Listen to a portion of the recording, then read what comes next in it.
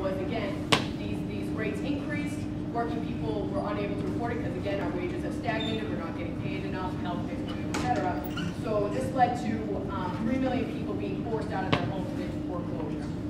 And it's likely that we'll see this continue, even with some of the relief that's gone out there. I mean, it's been so limited. They'll give $8,000 here, you know, $1,000 here and there. But most people the value of their homes has gone down so greatly that they can't even afford to move. They can't, even if they're going to chase.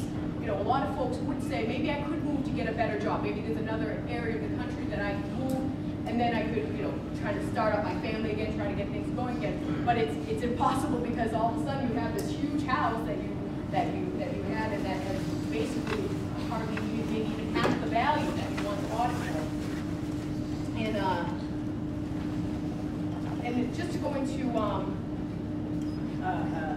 another happy topic, just to discuss, you know, truly what's been happening with unemployment and also underemployment, because I think that's one area of discussion that often gets left out. But you know, if folks remember that hundreds of thousands of jobs were being lost in a month, that it was consistent, that each month it was just getting perpetually worse. You know, 600,000, 200,000, whatever it was. And in total, since the recession began, 8.4 million jobs have been lost. And recently, it's been pointed out by one economist that more than 40% of all unemployment in the U.S. is now long-term joblessness, and that it's a structural. That it's actually structural now, which means is that too bad, you got to actually accept the fact that most of these jobs ain't coming back. That this is how it's going to be for some time. That this is not that you know, this trend is going to be continuing for a while.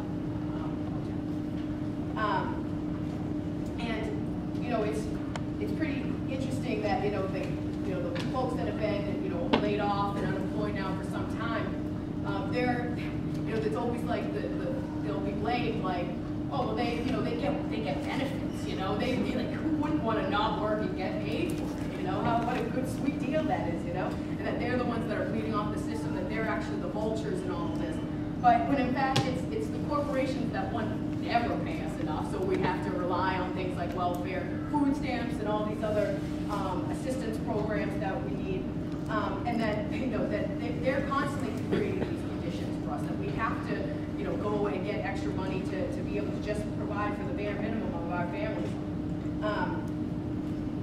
And also, like I said earlier, talking about underemployment, most of these jobs that I was saying before that are non-union service sector jobs, most of them are part-time. That these are, and that a lot of the jobs that now that were either, people were forced out of or laid off from are coming back as temp work or part-time labor. So part of that is also, still creating the same problem of that people, although they may be employed, they don't have enough. They just simply cannot get enough by working. You can survive off, $8 an hour minimum wage, working at Target. It just doesn't happen, So now to switch gears a little bit. I just want to talk about the role of, both the Democrats and Republicans and the politicians that are here in the U.S. as well. Because, I think it's no mystery anymore how much the corporations have influence over politics. And that we saw just even with the election of Obama that he was able to raise over $1 billion in his election campaign alone. And it was the biggest one in history. And, this is, I was thinking back on this, and, this is a huge reason why even for single-payer health care that wasn't able to be achieved. They kind of blamed it on the Republicans, like, oh, he was being squeezed and all this other stuff. But the money is available, and it was, most working people really wanted this to happen, but because, and actually it would end up benefiting many corporations if we were able to put this all in a pool and then have to pay out, because they wouldn't have to pay these insurance companies. But because the insurance companies have all their lobbyists, the money's being thrown at them, etc., that they're actually, basically there's some small gains that were gained with this healthcare reform, but how many people are actually going to see it? The amount of limitations that are on it, the amount of the way insurance companies can just buy people off, etc. You know, even when you have regulations on things, you know, it's very easy to get around them because these corporations do have so much money that they can't actually just get around whatever there is. And also, I wanted to talk about, I mean, that kind of leads into you know, the deregulation and regulation of markets, because you know, over a long period of time, that through the deregulation of, say, like the airline industry, and now, you know, these jobs that were once you know, like especially all these pilots and like the that have to work like, you know, 80 hours and things like that, that actually it's leading more. I was watching a Frontline special that is leading to all sorts of crashes and things like that, that all these things have gone up because these folks, they're not paying, they're not getting paid enough, so they have to work extra hours, they're sleepy, literally flying people through the air, so then they can't, they're sleeping in, you know, in chairs at the airport, etc. And, you know, that this is one consequence of that, but it's just, you know, it just shows that we all know how expensive it is to fly. So that's, you know, that's one example. But that was actually, I believe that started under Reagan, but this is, you know, this has been, you know, a ongoing process is what I'm trying to point out.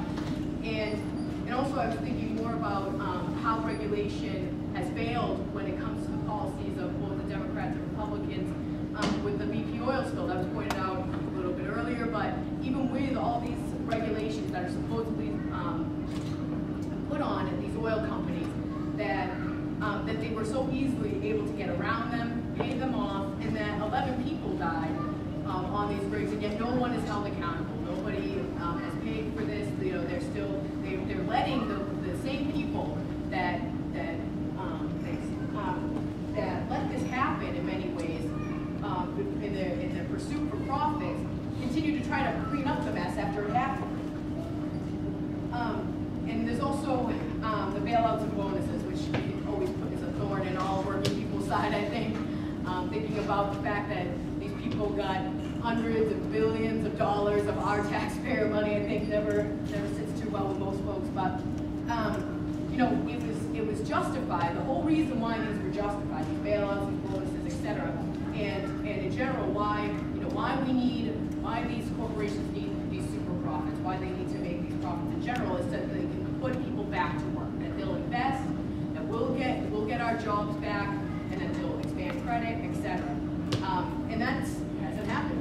We've seen that most people, like I said, the unemployment is continuing. That most people can't get even a small loan now. It's really becoming. It's still very difficult. To some extent, it's shifted that, you know, maybe bits in, you know, here and there, but for the majority of us, it's remained very much the same.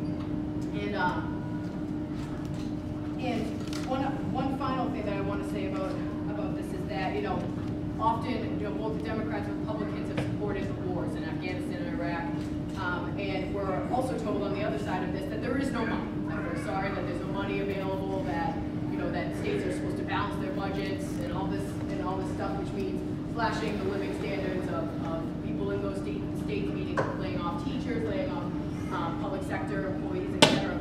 But you know, it always shocks me every time I read some of these statistics. Like, I'm glad that it always shocks me to some extent, because it's like, you know, it's like I haven't become desensitized, but it really is just unbelievable, the recent polls that have come out.